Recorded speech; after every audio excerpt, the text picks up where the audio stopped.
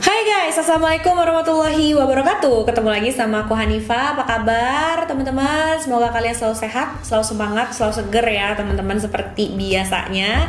Dan untuk kalian yang baru pertama kali nonton, selamat nonton. Aku upload video baru setiap hari Selasa, Kamis, dan Sabtu jam 8 malam. Jadi stay tune, jangan lupa nonton, jangan lupa subscribe ya guys. Nah aku mau tanya nih teman-teman, kalian itu percaya dengan yang namanya kebetulan gak sih? Atau menurut kalian semua hal yang terjadi di dunia ini mah memang udah ditakdirkan? Apapun pendapat kalian dalam kisah kali ini, satu tindakan yang dianggap simple, sepele, ya kayak biasa aja gitu ya, malahan bisa membuat seorang ibu di Filipina kehilangan anaknya selama 30 tahun lebih.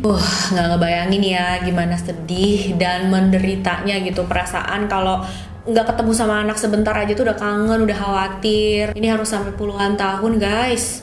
Untuk kalian yang udah punya anak juga pasti ngerti banget ya rasanya kayak gimana. Nah kira-kira gimana ceritanya sampai dia berpisah dengan anaknya, dan gimana juga ceritanya sampai akhirnya dia bisa ketemu lagi nih sama anaknya setelah puluhan tahun itu. Langsung aja yuk kita bahas.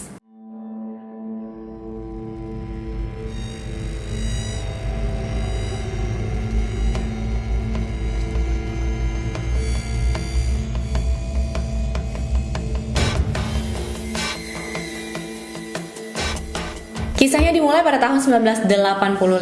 Jadi ceritanya suatu hari di sebuah pasar tradisional yang ada di Manila, Filipina, ada seorang anak laki-laki berumur 5 tahun yang nangis-nangis sambil lari cari ibunya. Anak 5 tahun ini lari-lari dalam pasar itu, dia ketakutan banget ngelihat ya banyak kepala-kepala hewan kan yang menggantung di sana. Belum lagi kan di sana juga rame banget. Dan anak 5 tahun tuh pasti kan tinggi baru semana sih teman-teman. Jadi yang dia lihat ya kaki orang gitu kan, banyak banget, dan pastinya itu mengerikan banget buat dia. Nggak banyak orang yang sadar tentang anak 5 tahun ini, tapi untungnya ada seorang supir taksi yang baik hati. Dia perhatiin, loh ini anak hilang nih kayaknya, kok nangis aja di pojokan, ini kenapa gitu kan. Disamperin sama dia dan ternyata dia bilang cari ibunya gitu, ibunya nggak ada di mana-mana. Nah sama supir taksi ini yang bernama Jose Mancelo dibawa pulang lah anak 5 tahun tersebut. Sampai di rumah sempet ya tinggal 1 hari sama si supir taksi tersebut sebelum akhirnya diserahin sama dia ke polisi. Tapi karena di kantor polisi itu nggak cocok untuk anak-anak, akhirnya diserahin ke pusat tahanan anak. Cuma kan ini anak 5 tahun bukannya kriminal ya teman-teman. Akhirnya dia pun diserahin ke panti asuhan. 18 bulan kemudian anak tersebut diadopsi oleh pasangan suami istri asal Australia yang bernama Julie dan George de Carteret. Diurusin surat-surat adopsinya sama mereka, setelah berbulan-bulan selesai juga tuh, akhirnya anak tersebut dibawa ke Australia untuk tinggal bersama mereka di sana. Dia dikasih identitas baru, nama baru anak ini adalah Joel de Carteret. Julie dan George memperlakukan Joel dengan sangat baik, dianggap anak kandung sendiri. Pokoknya mereka sayang banget deh. Dan walaupun Joel ini memang banyak berbeda gitu ya di berbagai hal sama mereka dan orang-orang di sekitar sana, tapi Joel diajarin beradaptasi dan akhirnya dia bisa. Joel dimasukin ke sekolah yang bagus, punya banyak teman di sana. Pas remaja dia tuh tertarik banget sama filmmaking, dan pada tahun 2008 bahkan dia itu ikutan satu reality show yang cukup terkenal di Australia teman-teman. Tapi walau gimana ya teman-teman, namanya orang tua kandung pasti nggak mungkin bisa dilupain. Jadi walaupun Joel di sana udah sukses, udah bahagia, udah punya banyak teman, dia tetap kepikiran sama orang tua kandungnya. Rasa penasaran dia muncul, dia pengen nemuin orang tua kandungnya gitu. Dia pengen tahu orang tua kandung itu kayak apa dan apa sih alasannya dia bisa diadopsi sama orang begitu. Joel pastinya selalu berharap kalau orang tua kandungnya di Filipina masih hidup. Singkat cerita, 31 tahun setelah Joel menghilang di pasar tadi, teman-teman, akhirnya dia memutuskan datang ke Filipina dan dia melakukan pencarian untuk orang tua kandungnya. Saat itu sebenarnya orang tua sambung Joel juga berat banget teman-teman, karena kan memang mereka nih yang merawat Joel dari kecil, jadi udah ngerasa Joel itu ya anak kandung mereka. Tapi karena Joel memang kepengenannya seperti itu, ya akhirnya disupport juga sama orang tua sambungnya. Sampai di Filipina, Joel langsung cari tahu tentang dia gitu ya. Dia dia datang ke panti asuhan tempat dulu orang tua sambungnya mengadopsi dia. Di sana dia tanya-tanya sama pengurus panti asuhan tersebut. Dan ini pencarian sebenarnya bisa dibilang mustahil banget teman-teman. Soalnya Joel ini nggak punya info apa-apa tentang orang tuanya. Nama orang tuanya aja dia lupa. Soalnya pada saat Joel menghilang kan dia masih kecil banget, umurnya 5 tahun. Jadi ya cuma sedikit banget lah yang dia inget. Perasaannya Joel juga saat itu campur aduk banget guys. Dia bilang takut nih kalau ternyata pas udah nemuin orang tua kandungnya, terus orang tua kandungnya emang nggak pengenin dia, nggak cinta sama dia, emang dia dibuang gitulah istilahnya ya teman-teman. Atau mungkin juga orang tua kandungnya memang udah nggak ada, udah meninggal gitu. Karena ada rumor-rumor yang bilang kayak gitu juga.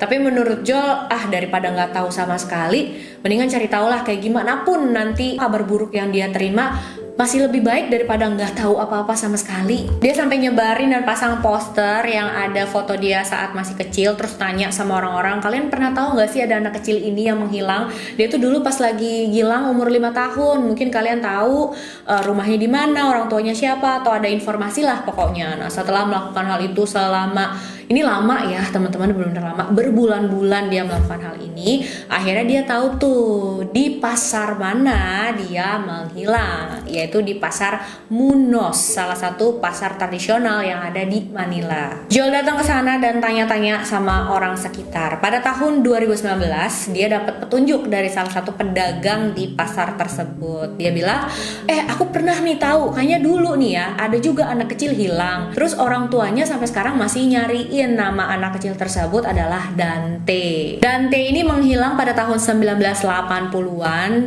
cocok gitu ya dengan tahun menghilangnya si Joel dulu. Nama orang tua Dante adalah Denny dan Vicky. Seneng banget dong Joel saat itu, dia ngerasa wah apa iya aku sekarang berhasil nemuin orang tuaku. Dibawalah Joel sama pedagang tadi ke suatu tempat untuk ketemu dengan Denny dan Vicky yang diduga sebagai orang tuanya Joel ini teman-teman. Pas ketemu mereka langsung peluk ya, Joel dipeluk banget sama Vicky dan Denny. Dia ngerasa itu wah udah ketemu lagi anaknya. Terus mereka melakukan tes DNA nih, dan ternyata nggak cocok guys. Sedih banget gak sih? Udah harapannya udah besar, udah seneng banget. Pas tes DNA nggak cocok. Vicky dan Denny itu bukan orang tuanya Joel. Joel akhirnya meneruskan pencariannya lagi sampai akhirnya ada seorang presenter TV yang bernama Jessica. Jadi dia merhatiin tentang kasusnya Joel ini. Terus dia bilang, oke, Joel, aku mau bantu kamu deh. Aku soalnya nggak bisa nih ngebayangin kalau orang tua kamu kehilangan anaknya gitu 30 tahun lebih. Ini gimana rasanya? Pasti dia pengen tahu apa yang terjadi sama anaknya dan aku bakalan bantu. Jadi Jessica akan menceritakan tentang kisahnya Joel ini di acaranya dia. Kan banyak tuh orang yang nonton di Filipina dan kali aja bakal dateng lah informasi tentang orang-orang yang tahu Joel dulu pada saat masih kecilnya. Selain Jessica dan acara TV itu, ada juga satu stasiun radio yang mau membantu Joel. Disebutin juga tuh kisahnya Joel ini di radio tersebut. Dan gak lama bener aja mereka mendapat petunjuk teman-teman. Jadi ada seseorang yang tiba-tiba ngirimin foto ke media-media yang menceritakan kisahnya Joel ini. Nah di foto itu satu keluarga. Nah anak kecilnya ini anak laki-laki umurnya sekitar 5 tahun. Terus orang ini bilang, nih anak laki juga pada tahun 1985 menghilang. Bahkan menghilangnya juga di pasar Munos teman-teman. Diliatin kan sama Joel foto itu ke ibu sambungnya. Terus Julie bilang, oh iya bener, ini foto kamu pada saat masih kecil. Ibu muda yang ada di foto tersebut bernama Herminia dan dia adalah ibu kandungnya Joel. Tapi tunggu, apa benar akhirnya Joel dan Herminia ini ketemuan dan mereka langsung kayak tadi juga pelukan, nangis. Pokoknya suasananya pasti mengharukan banget nih guys. Dan saat itu walaupun belum melakukan tes DNA, Joel itu bilang dia udah ada firasat, udah ada feeling kalau ini bener ibunya. Mungkin ada ya ikatan antara anak dan ibu yang gak bisa dihilangin ya teman-teman. Jadi saat itu Joel udah yakin, oh ini pasti ibu. Tapi untuk meyakinkan lagi, mereka tetap melakukan tes DNA dan hasilnya cocok. Akhirnya usaha Joel selama bertahun-tahun mencari ibu kandungnya berhasil guys. guys. Jadi ceritanya gini teman-teman, gimana awalnya Joel dan ibunya tuh bisa terpisah. Pada tahun 1985 itu, Joel dan ibunya Herminia tinggal di sebuah rumah daerah lumayan bisa dibilang agak kumuh gitu ya teman-teman, karena rumahnya itu juga deket banget sama pasar. Saat itu Herminia adalah seorang ibu tunggal karena suaminya udah pergi meninggalkan dia begitu aja, bahkan sebelum si Joel ini lahir guys. Karena Herminia satu-satunya yang bertanggung jawab, jadi Herminia pastinya harus bekerja untuk membiayai dia dan anaknya. Nah pada saat Herminia bekerja, Joel itu bakalan di rumah, tapi dia nggak sendiri teman-teman. Ada temen satu kontrakan ibunya di situ. Ya lihat-liatin si Joel inilah ya. Herminia bekerja di sebuah pabrik baju. Suatu hari dia berangkat kerja pagi-pagi. Terus pada saat Joel bangun, dia ngeliat kok nggak ada ibunya. Dia nyariin tuh teman-teman. Nah dia keluar rumah. Mungkin temen sekontrakan ibunya itu mikir si Joel cuma pengen main keluar sebentar aja terus balik lagi. Ternyata saat itu Joel keluar rumah pengen nyariin ibunya. Dan karena rumah mereka itu deket sama pasar, ya si Joel ini langsung masuk ke dalam pasar itu. Pasarnya gede, rame, dia nyasar dan akhirnya menghilang. Setelah berhasil ketemu lagi sama ibunya, pastinya Joel ini seneng banget teman-teman. Dia langsung peluk ibunya, mereka juga berdua langsung nangis. Aku nggak ngebayangin ya perasaan ibunya nih kayak apa nih. 30 tahun lebih nggak ketemu anaknya, terus tiba-tiba ketemu anaknya udah gede gitu. Sayangnya Joel nggak bisa pindah ke Filipina untuk tinggal bersama ibunya. Dia memilih untuk tetap tinggal di Australia. Sebenarnya bukan dia yang milih ya teman-teman, karena dia emang harus. Soalnya di Australia itu kan memang udah kehidupannya udah di sana, teman-temannya di sana, ada pasangannya di sana juga. Dia juga punya satu perusahaan di sana yang nggak bisa dia tinggal. Jadi ya alhamdulillah ya Joel ini diadopsi dengan keluarga yang baik dan dia menjadi orang yang sukses. Dia punya satu perusahaan dongeng gitu teman-teman di sana. Tapi dia berjanji dia bakalan sering-sering datang ke Filipina untuk nengokin ibunya. Joel juga mempertemukan ibu kandungnya dan ibu sambungnya. Dua wanita yang sangat-sangat mencintai Joel, yang sangat dia cintai, dan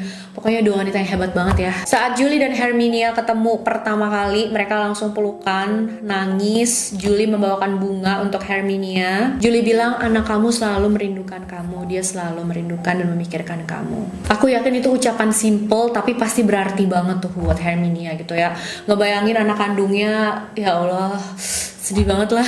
Mereka kan ketemuannya di Filipina, tapi Julie udah bawa foto-foto saat Joel masih kecil sampai dia beranjak dewasa gitu loh. Kan ada ya kenangannya dalam satu album foto gitu dibawa, terus mereka lihat bareng-bareng. Ya, Herminia ini seperti menelusuri lagi perkembangan anaknya dari kecil sampai 36 tahun itu umurnya yang dia lewatkan, teman-teman. Setelah itu mereka langsung datang ke rumahnya Herminia, tempat Joel dulu tinggal bersama ibunya juga itu, teman-teman. Dan orang-orang di sana tuh luar biasa, welcome banget sama Joel ini, teman-teman. Bahkan ibunya juga udah pasang spanduk depan rumah yang tulisannya selamat datang kembali anakku yang telah lama hilang. Sedih banget ya guys. Setelah menyapa para tetangga, mereka masuk ke dalam rumah dan Joel membacakan surat yang sudah dia buat untuk ibu kandungnya. Isi suratnya itu seperti ini, teman-teman. Aduh, ini beneran isinya sedih sekali. Di antaranya Joel ngomong gini, "Ibu, aku minta maaf karena aku menghilang. Aku minta maaf karena nggak menunggu ibu di rumah hari itu. Aku minta maaf atas semua kesedihan yang ibu harus rasakan selama puluhan tahun ini karena ulahku. Aku gak bisa bayangin gimana perasaan ibu selama ini."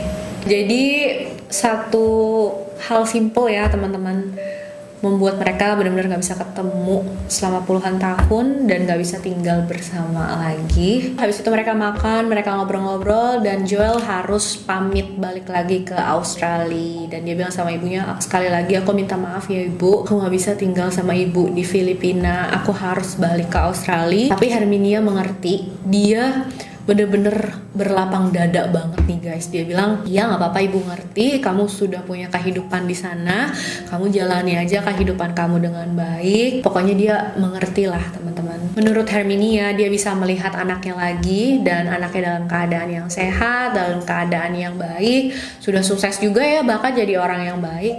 Itu udah luar biasa banget. Itu dia kisah kita kali ini teman-teman. Luar biasa, nyesek banget deh aku. Jadi Herminia ini kan ibu tunggal, memang dia satu-satunya yang bisa diharapkan untuk membiayai keluarganya gitu ya, untuk dia sama si Joel ini. Dia harus kerja, tapi pada saat dia kerja berjuang untuk anaknya, terus anaknya malah menghilang. Coba, udah ditinggal suami, terus anaknya menghilang juga.